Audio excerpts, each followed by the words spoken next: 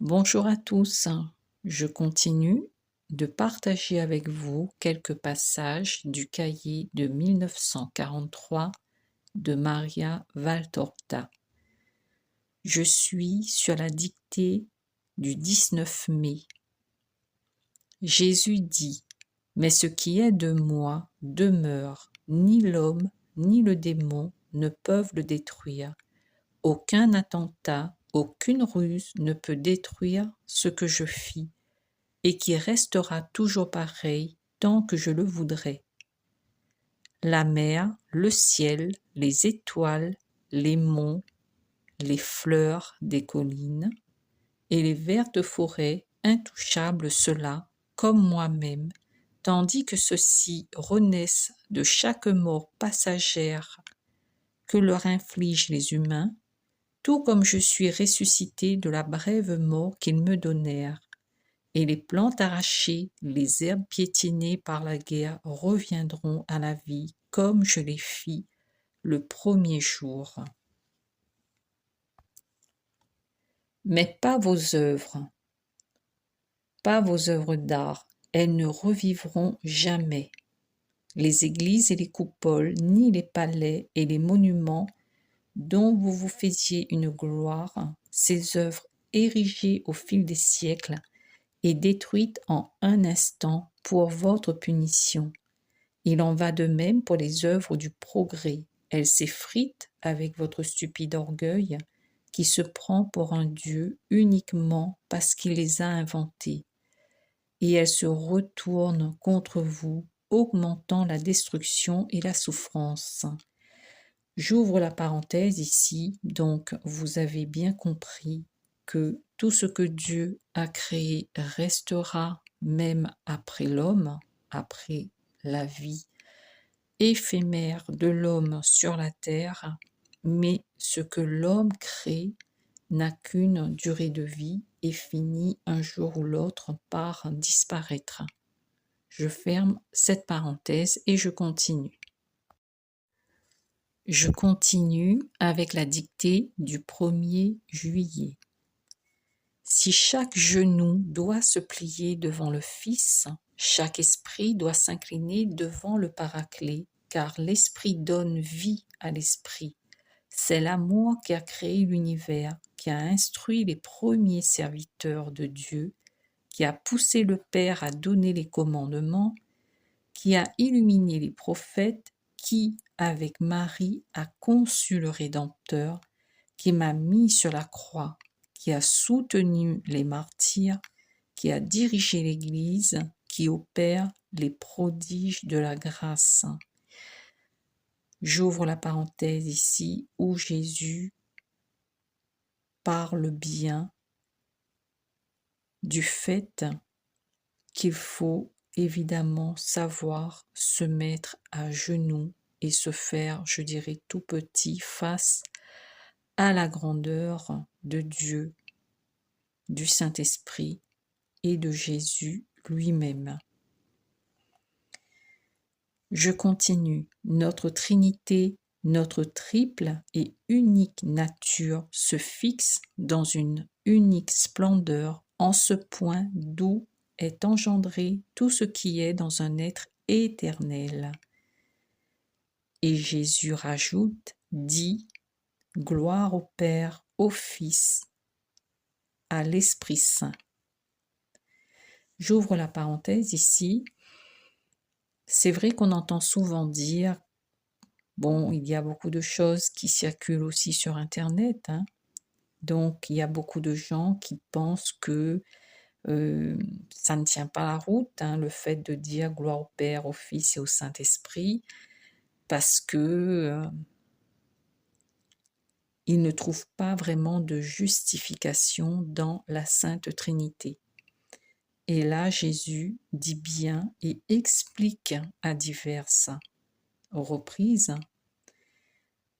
cette notion du Père, du Fils et de l'Esprit Saint.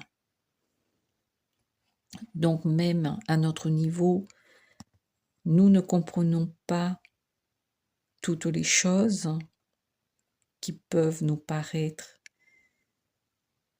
difficiles à la compréhension. Et pourtant, Jésus précise qu'il est bien ainsi cette dénomination du Père, du Fils et de l'Esprit Saint.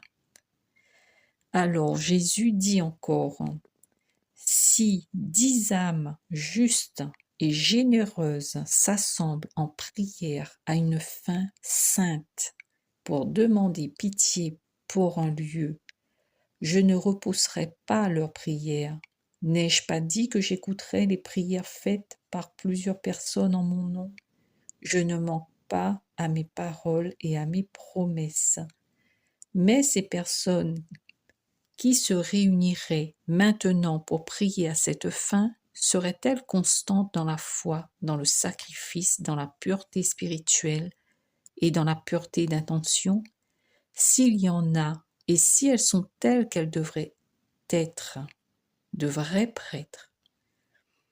Entre parenthèses, c'est précisé que les prêtres sont ceux qui prient et s'immolent pour leurs frères et sœurs.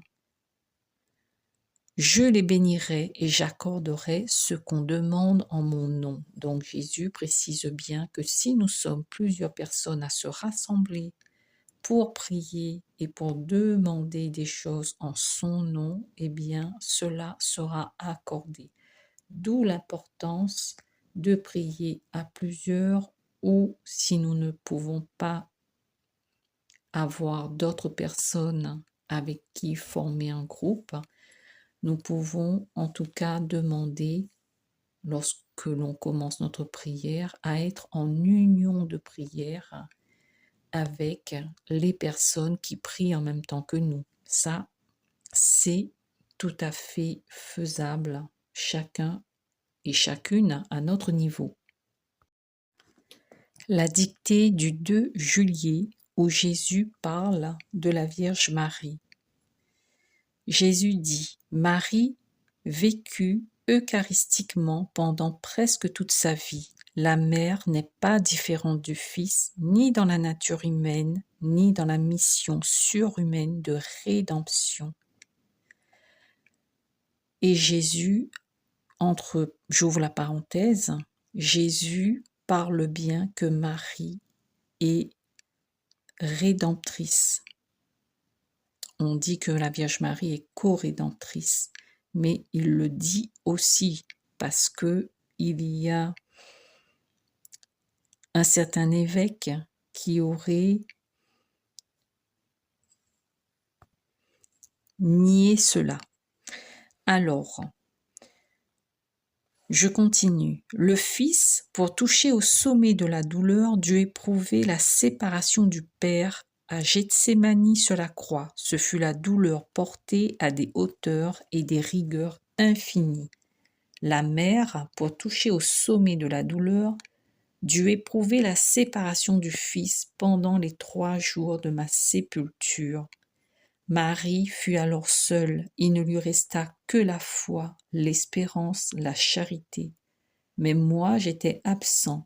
L'épée ne fit pas que s'enfoncer au fond de son cœur, elle le lui transperça, le lui fouilla. Marie n'en mourut point uniquement par la volonté de l'Éternel. Parce que, pour celle qui était pleine de grâce, rester privée de l'union avec son Fils et Dieu était une telle douleur que sans une grâce spéciale, elle en serait morte. J'ouvre la parenthèse ici, où Jésus met vraiment le doigt sur la souffrance de la Vierge Marie.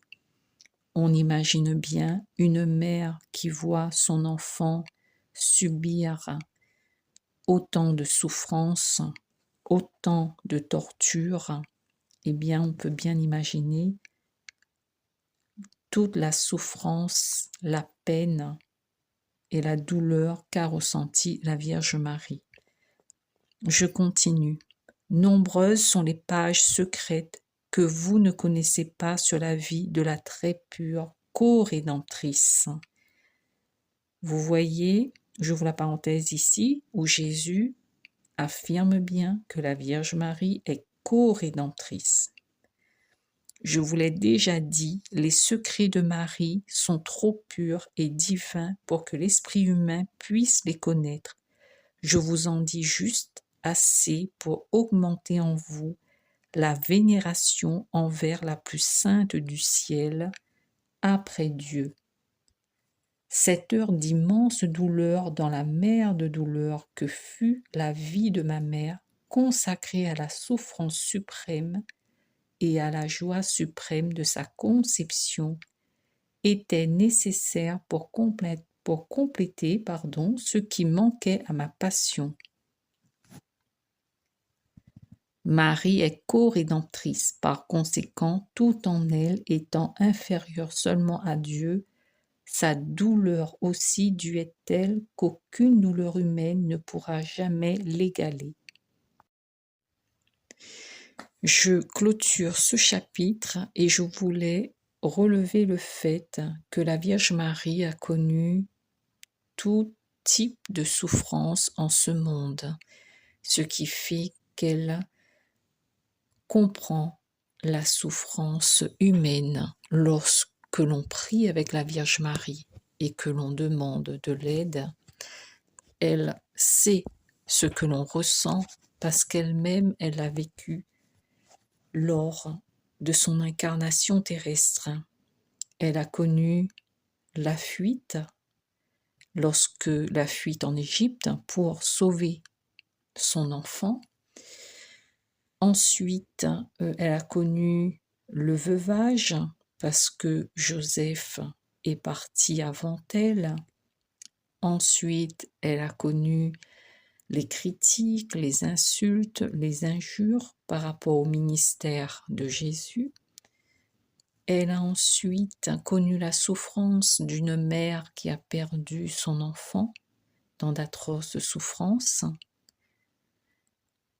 Et ensuite, elle a connu la solitude lorsque Jésus était parti et qui n'était plus de ce monde. Donc elle a connu cette forme de solitude de la personne qui n'a plus de mari, qui n'a plus d'enfant et qui n'a plus vraiment de famille et qui se retrouve seule.